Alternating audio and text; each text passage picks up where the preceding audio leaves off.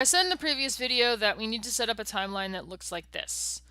Why? Well, part of what the code does is it looks for certain places, and it's told, you know, if the user presses a button for running, it has to know which animation to show for running. So, for example, I'm going to nope, wrong button.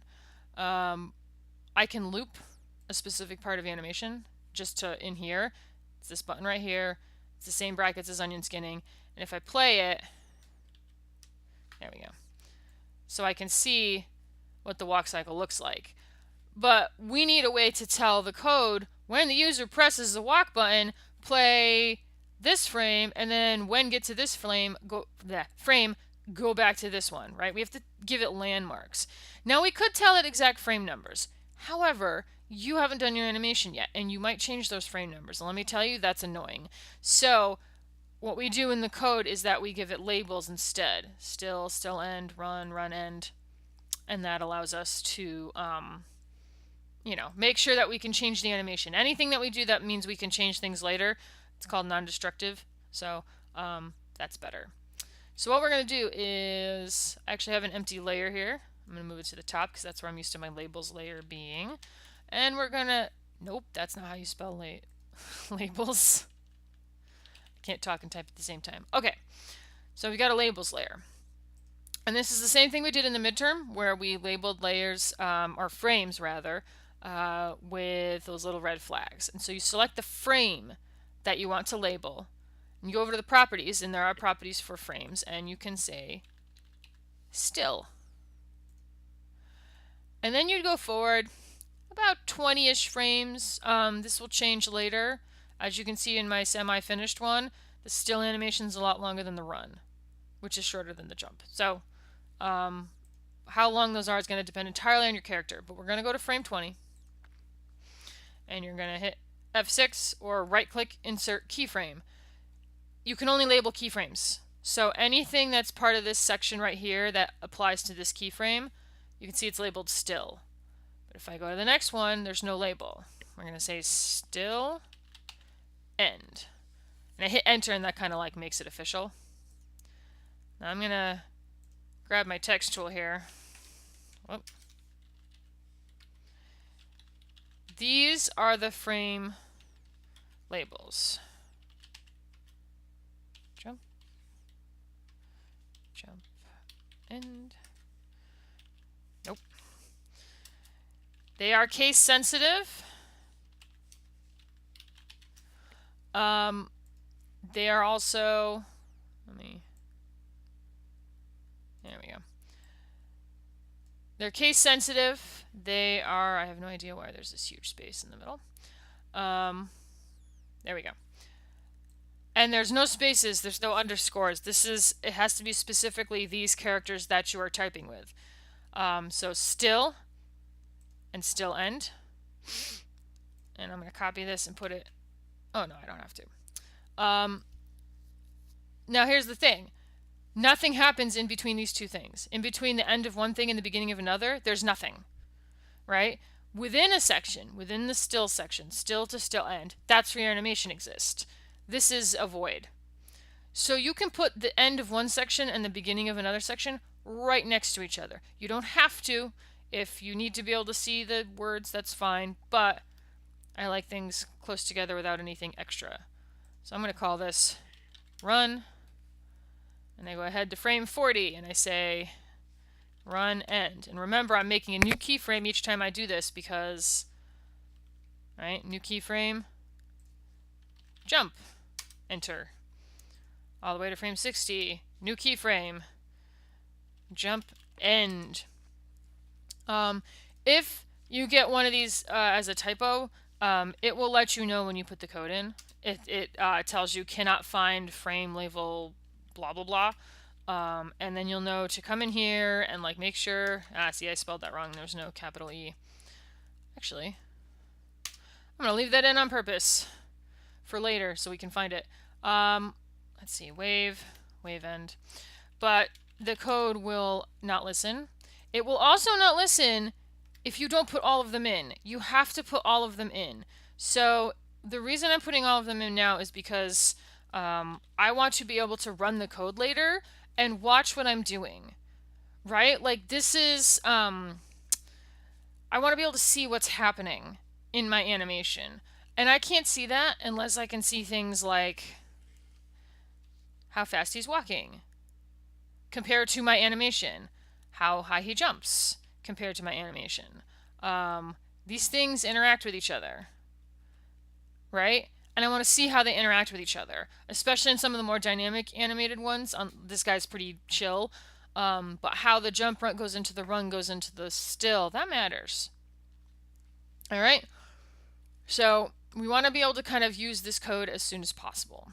So we're putting in all of them. All right, now I'm going to turn on edit multiple for a second because I want to get rid of that. See, comes in handy. All right, now how to get set for animation with your actual character. The other thing we need to consider, if I go back to my finished-ish one, is that this is all looping, which means it kind of has to all come back to the same spot. And so you can see there's these runs of keyframes coming on down underneath all these flags. So what I want to do before I even start, especially if you want to use a motion tween. If you're using a classic tween, it's a little bit easier to like fix it. But if you're using a motion tween, you absolutely must put these keyframes down the center first. Why?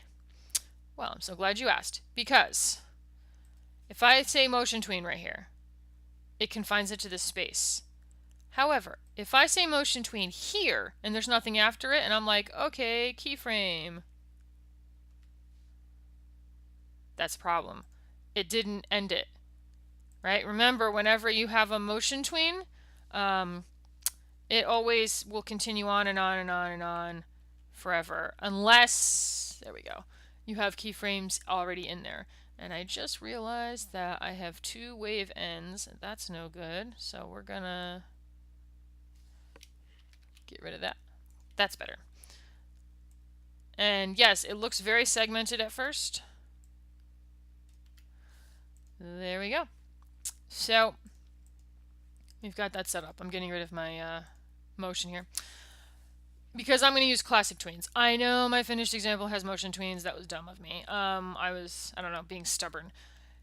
If your character is just having pieces slide around or replace themselves, you know, just kind of, or vaguely rotating, right? The foot, you know, if I'm just doing this, you don't need a motion tween. A motion tween is great for like the spaceship because it had a path.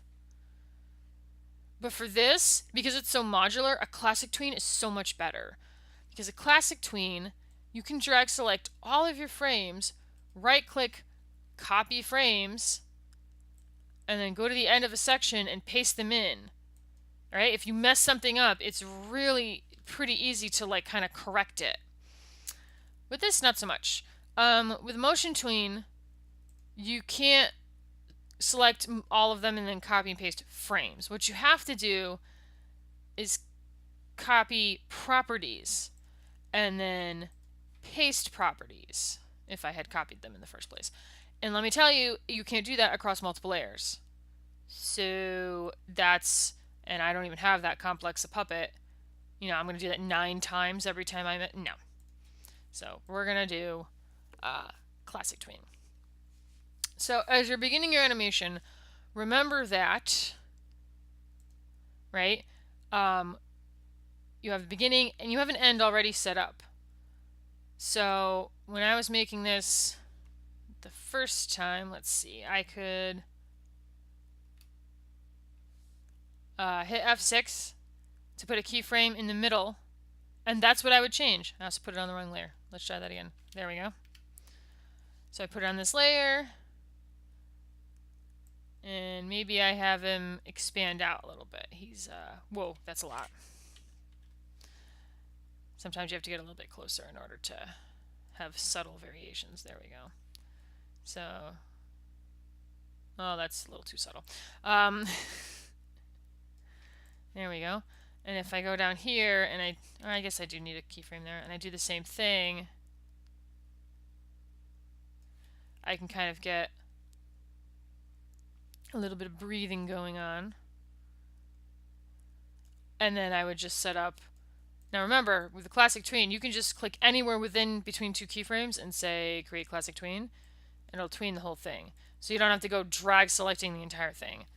And now we've got a little bit of a quick breathe. It's not great. I'm kind of rushing. I'm not really spending much time on this because I want to just show you guys how some things can work. All right, so a lot of what you're doing is going to be classic tweening, whether it's scaling, rotating, what else? Moving things around, sliding things around. But remember what I said about how, I want to keep things separate. I'll keep track of them. Well, I've got this eyeball right here, and what if I want him to blink or something? You can always do replacements. So replacements are, I go to my library and I find I know that says right, but I know it's the left. I named them wrong. I say left eye. But I'm going to say, or maybe I want to make him crazy. So I'm going to duplicate that eye. And I'm going to call it left eye crazy. That's not how you spell crazy. Crazy. And I say okay. And I've made a duplicate of that eye. It does not exist anywhere here yet. It's just in my library. But what's great about this is it's identical to the other one. So I could swap them out really easily. And I could come in here and I don't know, kind of, there we go. Now I want to make sure that I didn't set this up wrong. Yes, okay, good. So left eye is still normal, but the left eye crazy has gone mad with rage or something. There we go. Oh. So we're also going to do the same thing here. We're going to change the color somehow. There. I'm going with yellow. And we can kind of look up here to see what it looks like. There we are. And then... oh no, I want that dark color. I like that dark color. Maybe? Let's find out. Yeah, okay, that looks pretty crazy. So I go into my character and I say, at this point, I want it to swap out. I want the eye to go from normal to crazy. And it's just going to flip. Right? It's like South Park cutout animation, just flips. But I want it to be in the exact same spot, right? We don't want to be sitting here trying to, I can drag it off here and like try and like put it in this. No, please. There's a reason we duplicated this in here. Right click, swap symbol. Left eye crazy. What? So now you can make copies of things and then make changes to them very easily. I can make a copy, and so the eye will change, by the way, from one frame to the other. So it'll be crazy for this section, and then it'll go back to normal for this section. The other thing you can do is you can see here that, oh, not there. There we go. In my finished one, I have a layer where there's nothing there until it's this. Now these are just notes I wrote for myself, but you can do special effects. You can add like rumbles or fire effect, whatever it is you want to add. You could add new limbs if your character, like mine has no arms, but you can add them for this section. There's no rule that says every piece must exist the entire time. If I want for this section for him to, I don't know, lose his head, I can do that. That's fine, right? There's no rule that says it has to be there the whole time.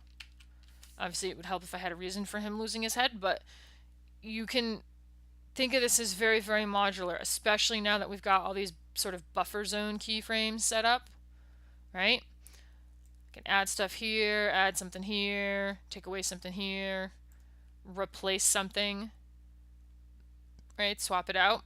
So use this library to your advantage and really take advantage of the fact that you had to put everything in here anyways. You can use copies, duplicates, things like that.